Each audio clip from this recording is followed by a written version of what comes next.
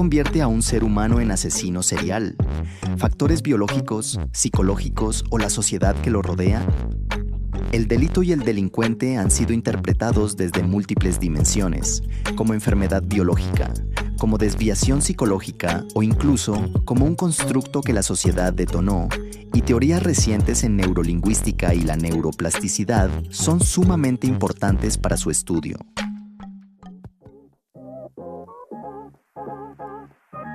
Hola, queridos radioescuchas. Bienvenidos al podcast académico de la Maestría en Política Criminal de la Universidad Nacional Autónoma de México. El día de hoy estamos transmitiendo desde la Facultad de Estudios Superiores Aragón y en la mesa nos acompaña Emilia, licenciada en Derecho, egresada de la distinguida Universidad de Sonora, Campus Hermosillo. También contamos con el compañero Emanuel Zúñiga Chaparro, egresado de la especialización en Derecho Penal que cursó en la antigua Escuela de Jurisprudencia, dependencia del posgrado de la Facultad de Derecho de la UNAM, y su servidor, el locutor Belisario Flores, egresado de la especialización en Derechos Humanos, también del posgrado de la Facultad de Derecho de la UNAM, quien colabora en la construcción de esta actividad. Esta mañana tenemos sobre la mesa dos nombres: José Luis Calva Cepeda, popularmente conocido como el Caníbal de la Guerrero, originario de la Ciudad de México, y el nombre de Jeffrey Lionel Dahmer, también conocido como el Monstruo de Milwaukee. Ambas personas son consideradas asesinos seriales y tienen rasgos en común. Pero, ¿qué fue lo que detonó sus comportamientos? ¿Existía un padecimiento médico? ¿Un padecimiento psicológico? ¿O solo era la idea de una satisfacción o realización personal? En ambos casos, sus comportamientos son conductas antijurídicas, es decir, delitos. Este fenómeno puede ser analizado desde diversas dimensiones. Cada una de ellas sirve como un lente a través del cual se explora cada caso. En este episodio, partimos de 4 modelos teóricos. En primer lugar, tenemos la postura de Sigmund Freud, que en su obra titulada Tótem y Tabú, establece cómo en la naturaleza humana hay prohibiciones inconscientes, es decir, situaciones o estados en los que la propia mente considera prohibido algo. A esto le llamamos un tabú.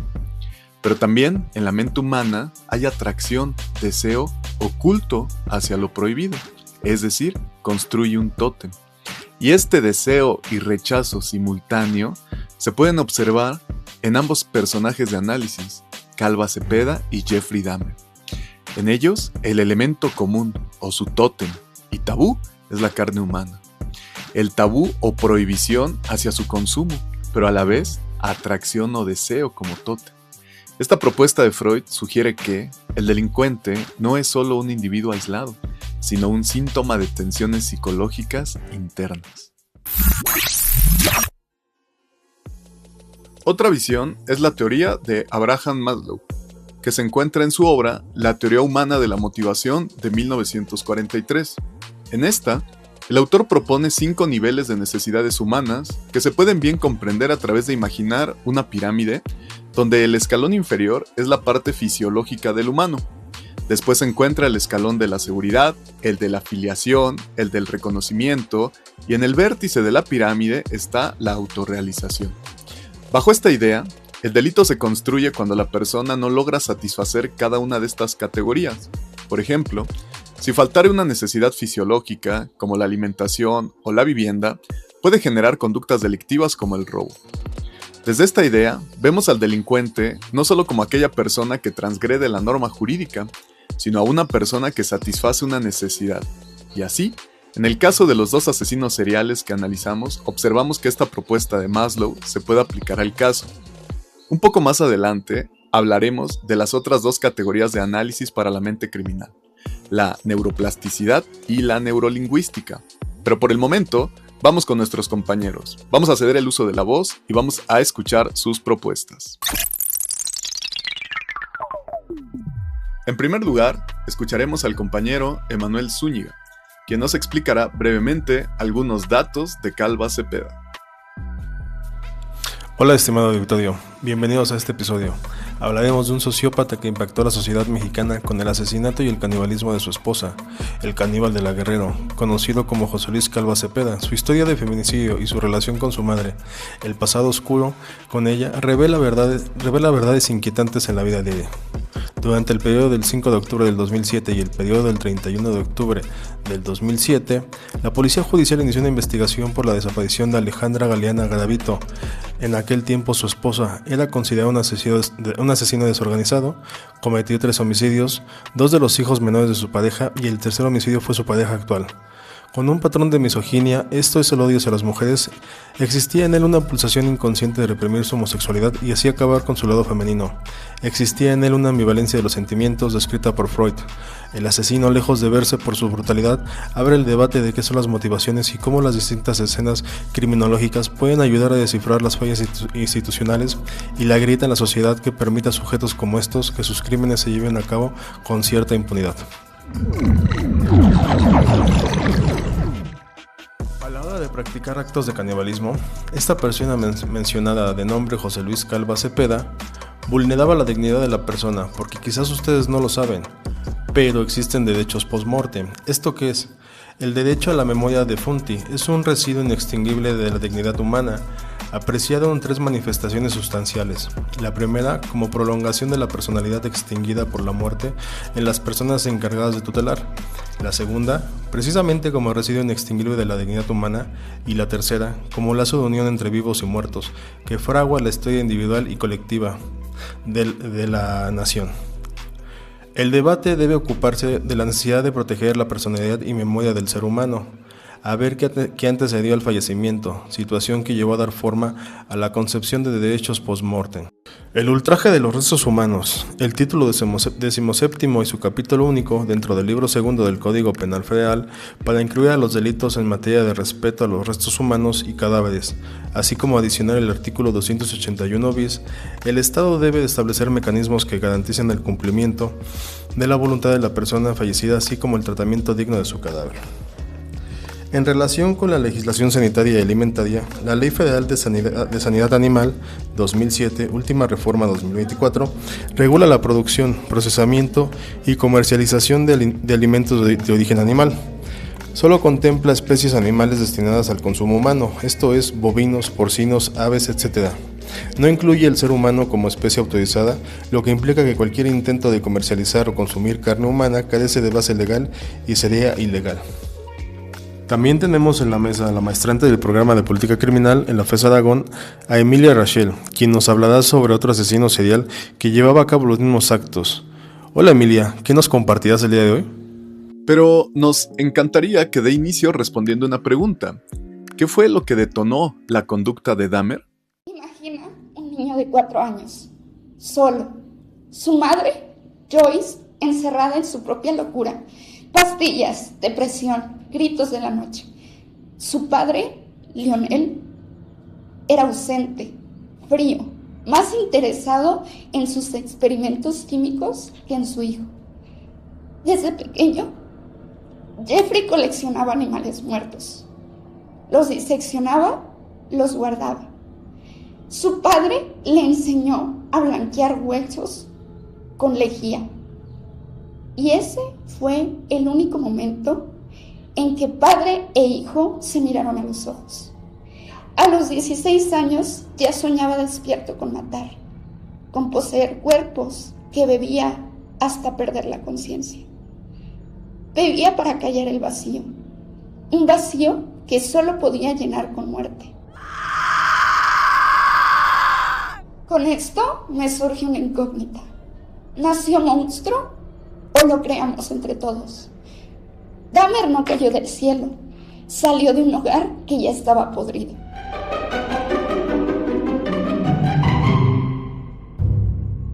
Emilia, ¿cómo fue que inició el camino delictivo de Dahmer? ¿Cuál fue su primer víctima?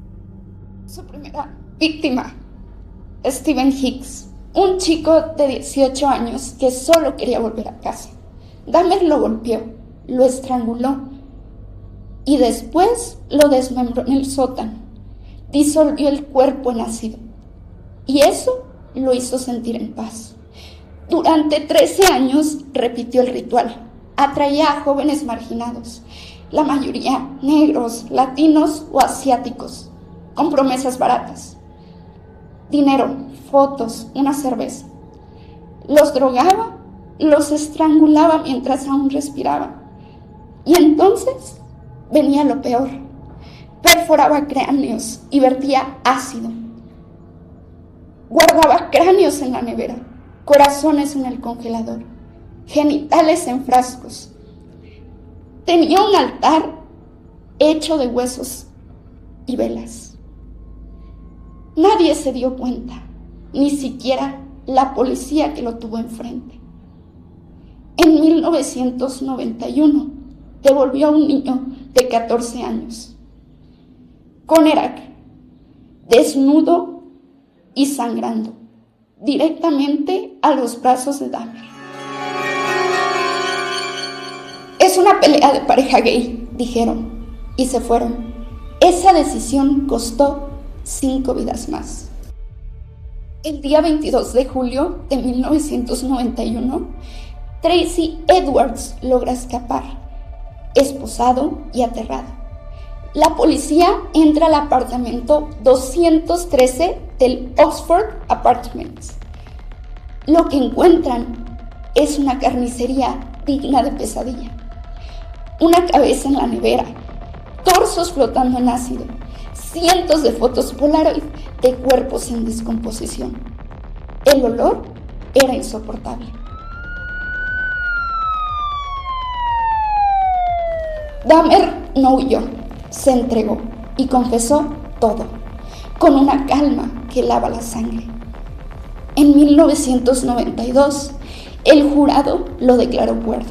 No lo consideró como un enfermo mental, sino como alguien completamente consciente de lo que hacía.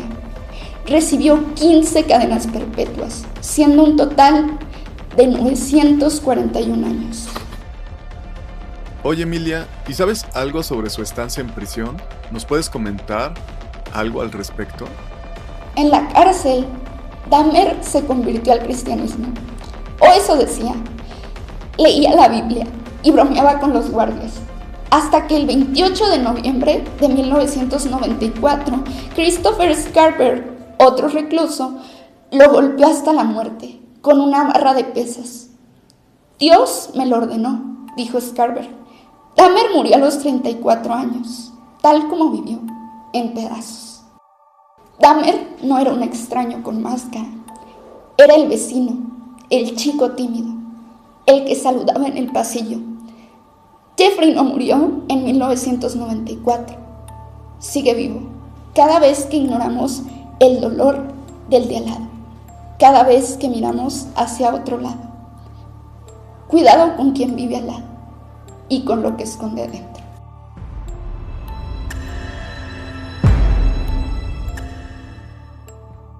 Emilia, ¿hay algo más que te gustaría agregar? Muchas gracias, auditorio. Muchas gracias, compañero Manuel.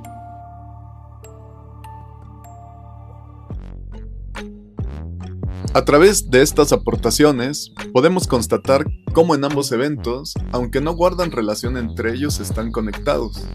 Hay características comunes. En el caso de Calva Cepeda, un deseo y repulsión hacia la homosexualidad. Y en el caso de Dahmer, como ya lo mencionó la compañera Emilia, hay categorías de su personalidad insatisfecha o carencias emocionales o afectivas que detonaron sus conductas. En el primer caso, Freud nos ayuda a comprenderlo.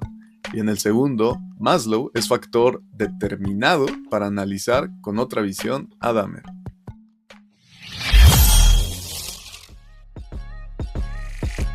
Actualmente se trabaja también con estudios de neuroplasticidad, o también llamada plasticidad cerebral, que es una forma que tiene el sistema nervioso para modificar su estructura y funcionamiento en respuesta a estímulos externos o internos. Si bien esto puede estar alejado del fenómeno criminal, sí se puede considerar, ya que el desarrollo de una persona se lleva a cabo durante toda su vida y existen detonantes que permean su comportamiento.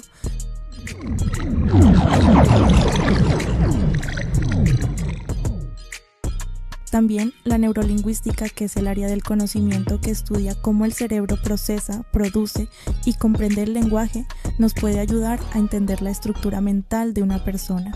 Cuando esta disciplina se enfoca a la criminología, descubrimos que a través del lenguaje se pueden reflejar patrones de pensamiento criminal.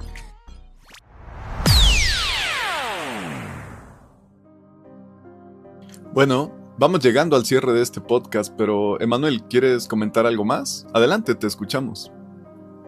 Hay registros públicos, como el caso de la reinserción aparente. Ejemplo de esto es Gregorio Cárdenas, el cual le quitó la vida a 4 mujeres. El caso de Meribel, en Inglaterra, que cometió 2 homicidios cuando era niña. Y Karla Homolka, en Canadá, participó en el asesinato de 3 mujeres y liberada en 2005. Gran parte de estos personajes cambian su nombre e identidad, permaneciendo en el anonimato y sin ningún altercado posterior con la autoridad. La pregunta para la política criminal es: ¿podrían estos sujetos que han infringido la norma penal máxima, el homicidio, podrían ser resocializados a través de programas de terapia conductual, programación neurolingüística y psicofarmacología? Yo considero que sí, si se toman en consideración las características del fenómeno delictivo, es decir, el análisis de contexto. Emilia, ¿tienes alguna idea? Ejemplo de esto son las cárceles españolas. Es el programa de atención integral a enfermos mentales, PAIEM, implementado en módulos de respeto. Esta visión humanitaria implica no solo ver al interno como un delincuente, sino como una persona con sufrimiento psíquico, fomentando su voluntariedad, autoestima, autonomía en el proceso de cambio. Con esto se pretende el enfoque humanista, que es la base, y la psicofarmacología, que es el soporte físico. O solo el mal cambia de cuerpo, y lo que limita su carrera delictiva son los deterioros propios de la edad, o simplemente son desviados de un sistema y de un Estado que falla en los cimientos básicos de una sociedad. Muy bien, me parece que ahora tenemos un panorama general y más técnico para comprender las diversas causas del delito y del delincuente. Cada propuesta es una forma de análisis que se puede profundizar. Esperamos que este breve podcast ayude a todos los radioescuchas a comprender la trascendencia de estos temas dentro de la política criminal. Pero lamentablemente hemos llegado al fin de este capítulo. Emanuel, ¿quieres mencionar algo más? ¿Te gustaría dar tu conclusión? Como conclusión final, en el contexto de la neurocriminología, el asesino en serie es aquel que comete 3 o más acciones homicidas. El asesino serial es un tema controvertido, ya que muchos presentan diversas estructuras cerebrales, ejemplo, amígdala reducida o disfunción de la corteza prefrontal. Esto claramente en relación a la psicopatía, la cual dificulta la empatía y el control de impulsos de forma permanente.